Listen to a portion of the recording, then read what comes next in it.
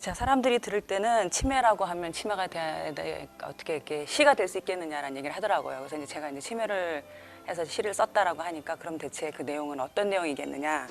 이제 먼저 선입견을 가지신 분들은 치매는 이제 아프고 고통스러우니까 책이 좀 우울하거나 힘들거나 좀 이렇게 좀 고통스러운 국면을 표현을 해서 읽기에 거북하지 않을까 이런 생각들을 하신 것 같더라고요. 근데 제가 이제 쓴 책을 이제 막상 읽어보신 분들은 아, 치매라는 것으로 시를 쓸 수 있다는 거는 정말 대단한 행복이다.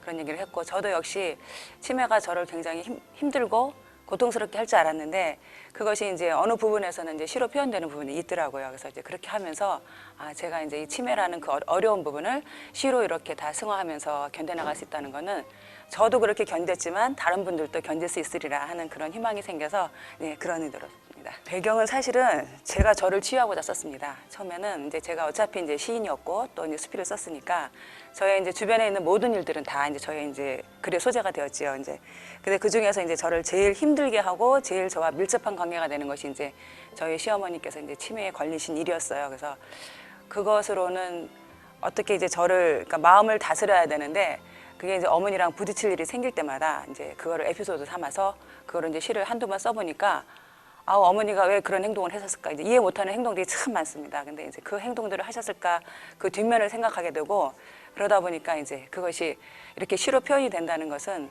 여러 사람들에게도 공감을 일으킬 수 있겠다. 또 그래서 저 혼자만 보는 그냥 일기처럼 혼자만 보고 있기에는 좀 어딘지 좀 공개해도 되겠다라는 생각이 들어서 이렇게 책으로 펼치게 되었습니다.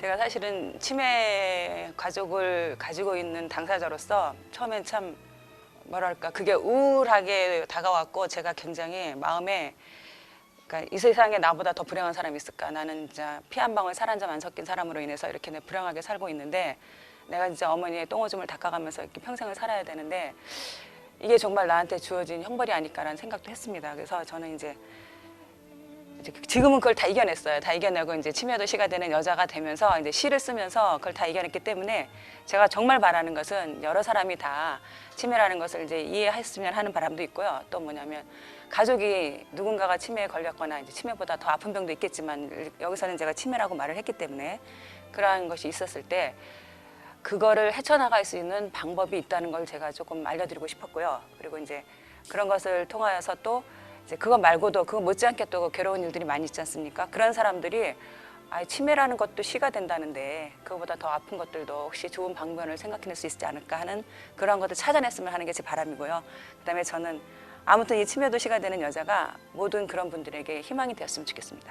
저는 사실은 이제 치매도 시가 되는 여자를 쓰고 나서 굉장히 부끄러웠습니다. 부끄러웠고 지금도 제가 어머니께 죄송한 면이 있어요. 왜냐하면 어머님이 치매를 가지고서 내가 이렇게 책을 썼다라고도 생각할 수도 있을 것 같고 그리고 제가 또 이 책을 이렇게 내놓고서 떳떳하게 어머니께 보여드리지 못했습니다. 왜냐하면 어머님의 치매가 24시간 계속되는 것이 아니고 중간중간에 이제 제대로 된 정신이 오셨을 때가 많은데 그럴 때 만약에 여기에 나와 있는 그 내용들의 것들을 어머니께서 만약 인지하신다면은 부끄럽지 않을까라는 생각이 들어서 사실은 어머니께는 보여드리지 못했습니다. 그렇지만 이제 제가 시를 쓰고 글을 쓰는 사람으로서 생각할 때는 이제 어머님의 치매가 저는 가까이에서 제 옆에서 일어나는 일이라고 하면은 저는 분명히 그것으로 더 시를 또 계속 쓸 것 같습니다. 쓸 것 같고 어머니가 그러니까 그 치매라는 병이 약을 먹어서 고쳐진다거나 아니면은 그 어떤 뭐 증세가 뭐 완화되거나 그럴 기미가 전혀 없는 것을 저는 알고 있기 때문에 어머님의 병에 대해서는 아마 이제 끝까지 이렇게 시로 치유하면서 저도 치유하고 어머님께도 더 이제 부드럽게 대할 수 있고 또 여러분 많은 사람들 혹시 이런 치매라든가 이런 아픈 걸로 인해서 고통받는 사람이 있다면 저의 그 간기를 먼저 보시고 이걸로 많은 도움을 받았으면 합니다. 배낭여행, 류차, 속닥속닥 모의가 한창이다. 로마 도심의 숙소를 정하고 기차와 버스 스케줄을 짠다. 역사적 건축물 콜로세움, 화산재 덮인 폼페이, 베네치아의 곤돌라, 산마르코의 비둘기. 네 식구 배낭을 둘러매고 여행 떠날 계획에 몰두할 때 어머니 자리는 처음부터 없었고 우리만 자식이 아니니 잠시 누님댁에 가 계신들 어떠리 양심엔 가책도 없었다.